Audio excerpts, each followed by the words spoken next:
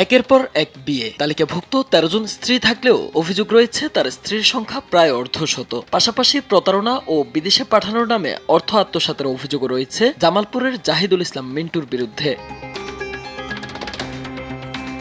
বিভিন্ন পরিচয় ব্যবহার করে নারীদের সঙ্গে গড়ে তোলেন সম্পর্ক, প্রলোভন দেখিয়ে করেন বিয়ে। কিছুদিন সংসার করার পর স্ত্রীদের দিয়ে বিভিন্ন অপকর্ম করানোর চেষ্টা করেন। অপরাধমূলক কর্মকাণ্ডে যুক্ত হতে রাজি না হলে দাম্পত্য জীবনের ব্যক্তিগত মুহূর্ত গোপন ক্যামেরায় ধারণ করে তাদের ব্ল্যাকমেইল করার অভিযোগও রয়েছে তার বিরুদ্ধে। এখন ভাই কয় নাম্বার বউ সেটা নিজেও জানি না, কিন্তু আমরা যেই সিরিয়ালটা পাইছি সিরিয়াল অনুযায়ী সে 11 নম্বর বউ। আমার সাথে পুরো মতো 11 মাস সংসার করছে। 11 মাস সংসার করার পরে সে বলে কি যে আমার খ্রিস্টান কোম্পানিতে জব হয়েছে, আমি আমার নিজের এলাকাতে জামালপুর পোস্টিং, আমার ওইখানেই থাকতে হবে। তো আমার দিকপাইকতে যখন আমার বাড়ি আছে, তো আমি বাড়িতে থেকেই মানে জবটা করবো। কি এইটা কোনো কথা, তুমি ঢাকাতে নেও জব? কয় না, থাক 3-4 মাস পরে না হয় আমি আবার পোস্টিং নিয়ে আবার ঢাকাতে চলে আসবো। আমি জানতাম না শাপলার কথা। সে ওই জামালপুরের শাপলাকে নিয়ে থাকতো। তার মতো মানুষ না, সে না মানুষ না, সে নর্দমার কীট। সে নর্দমার কীট। এই রকমের কীট পৃথিবীতে বেঁচে থাকার কোনো অধিকার নাই। সে যতগুলো মেয়ের জীবন নষ্ট করছে আর যত মানুষের টাকা সে আত্মসাৎ করছে।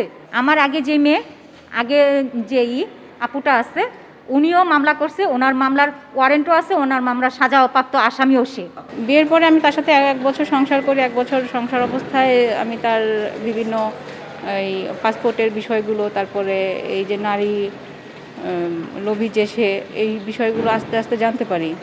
জানতে পারার পরে তাকে এই সাইড থেকে চলে আসতে বলি যে তুমি আগে যা করছো পাস্ট ইজ পাস্ট, তুমি যেহেতু আমি তোমার কাছে এখন নতুনভাবে আসছি, তুমি আমাকে নিয়ে সংসারটা কন্টিনিউ করে যাও। কিন্তু সে আমার এই কথাতে রাজি হয়নি। সে তার মতোই ডকুমেন্টস সহ 13 জনের মতো, 13-14 জনের মতো।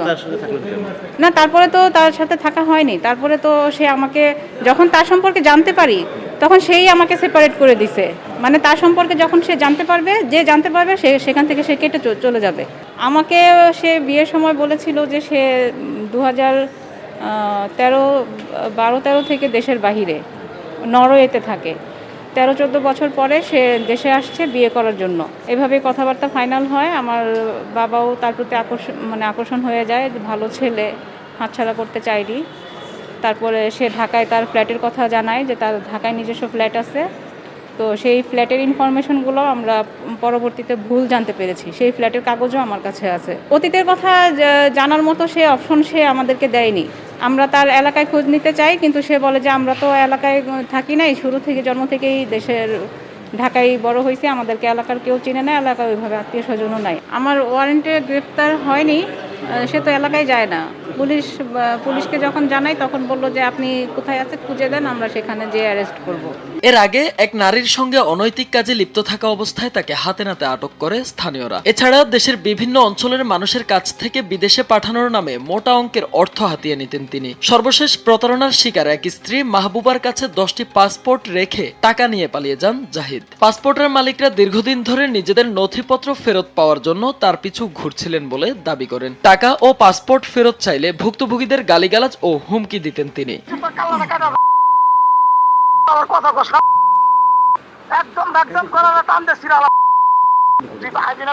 না না, তুই বাইর হল, আমি তো বাইর হয়ে আছি। আমি তো তোর মতো চোরের মতো তো ঘুরি না। তুই আমার পাসপোর্ট কবে দিবি, কই থেকে দিবি? তুই পাসপোর্ট দিস তো, তুই পাসপোর্ট গুলা কই তোর?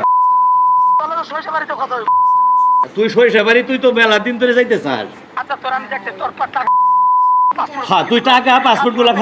এদিকে প্রতারণার শিকার একাধিক নারী ও পাওনাদারদের তথ্য অনুযায়ী সম্প্রতি সুস্মিতা নামের এক নারীর সঙ্গে বিবাহ বন্ধনে আবদ্ধ হন জাহিদুল ইসলাম মিন্টু। মিরপুরের 60 ফিট পীরেরবাগ এলাকার একটি ভাড়া বাসায় সুস্মিতা ও তার বোনকে নিয়ে বসবাস করছিলেন তিনি। শনিবার ভোররাতে ভুক্তভোগীরা ওই বাসার সামনে অবস্থান নেন তাকে হাতে নাতে আটক করতে। সেখান থেকেও পালিয়ে যান অভিযুক্ত জাহিদ। প্রথমত অস্ট্রেলিয়ার ভিসা দেয়। অস্ট্রেলিয়ার ভিসাগুলো আমরা ডুপ্লিকেট বলে ধরে নিই। ধরনের পরে বলল যে আমি এটা দেখতেছি, আপনারা চিন্তা করেন না, টেনশন করার কোনো কারণ নাই, আমি দেখতেছি। কয়েক মাস পরে আবার উনি নিউজিল্যান্ডের ভিসা দেয়। ভিসা দেওয়ার পরে ওই ভিসাটাও নকল বলে প্রমাণিত হওয়ার পরে থেকে উনি 7-8 মাস যাবৎ আমাদের সাথে আর কোনো যোগাযোগ নেই। টাকা দিতে হবে। পরে ক্রমান্বয়ে আমরা টাকা দেই। আমি আগের যে টাকাগুলো দিয়েছিলাম সেই টাকাগুলা 9 লাখ টাকার মতো দিয়েছিলাম হাতে, আর বাদবাকি 10,30,00,000 টাকা দিয়েছি। 10,30,000 টাকা দিয়েছি ওর ওই ডাচ বাংলা ব্যাংকে অ্যাকাউন্টের চেক আমার কাছে রয়েছে। 2 বছরের মতো হবে পাসপোর্ট দেওয়া হয়েছে, তারপরে মেডিকেল করাইছে, মেডিকেল করানোর পরে ভিএসএফ করাইছে, ভিএসএফ করানোর পরেই যেমন আমরা টাকা দিতে তার বাধ্য হয়েছে। কোন দেশে যাওয়ার কথা ছিল? অস্ট্রেলিয়া, প্রথম অবস্থায় অস্ট্রেলিয়া পাঠাবে লেবার বিষয়, জেনারেল লেবার। তারপরে যেমন কথাবার্তা বলার পরে এক পর্যায়ে যখন কাগজপত্র দিল, আমাদের কিছু ডকুমেন্ট দিল, চেক করার পরে বললাম যে এগুলো তো আসলে কোনো ভিত্তি পাইতেছি না, কাজেই তুমি যাই করো চিন্তা ভাবনা করে ভালোটাই করো, আর যদি না পারো তাহলে আমাদের টাকা পয়সা বা পাসপোর্টটা ফেরত দাও। কত টাকা দিয়েছিলেন? আমি 16 লক্ষ টাকা দিয়েছি। পরে ভুক্তভোগী স্ত্রীরা দিনভর তার গতিবিধি পর্যবেক্ষণ করে স্থানীয়দের সহায়তায় রোববার ভোররাতে রাজধানীর কলাতিয়া লিচুবাগান এলাকা থেকে সরিষাবাড়ী থানার চাহিদাপত্রের ভিত্তিতে তাকে আটক করতে সক্ষম হয় কেরানীগঞ্জ থানা পুলিশ। কেরানীগঞ্জ থানা থেকে আইনি প্রক্রিয়া শেষে সরিষাবাড়ী থানায় হস্তান্তর করা হবে তাকে। সরিষাবাড়ী থানা থেকে গ্রেফতারি পরোয়ানার ভিত্তিতে তাকে আদালতে পাঠানো হবে বলে জানান থানার ভারপ্রাপ্ত কর্মকর্তা ইকবাল হোসেন। মামলার বিষয়ে আমাদের কাছে ওয়ারেন্ট আছে আর কি, আমরা রিসিভ করে কোর্টে পাঠিয়ে দিব আর কি। আমাদের কাছে যেগুলো আছে, আমাদের কাছে সাদা পরোয়ানা আছে, আমাদের কাছে সাদা পরোয়ানা আছে, আরো পরোয়ানা আছে। এই পরোয়ানাতে আমরা মানে কোর্টে পাঠিয়ে দিব। ভুক্তভোগীরা বলছেন, এ ধরনের প্রতারকদের যথাযথ শাস্তির আওতায় আনা গেলে অপরাধ প্রবণতা কমবে। এছাড়া এসব প্রতারক যেন আইনের ফাঁকফোকর দিয়ে বেরিয়ে এসে পুনরায় অপরাধমূলক কর্মকাণ্ড চালাতে না পারে, এমনটাই প্রত্যাশা করছেন ভুক্তভোগীরা।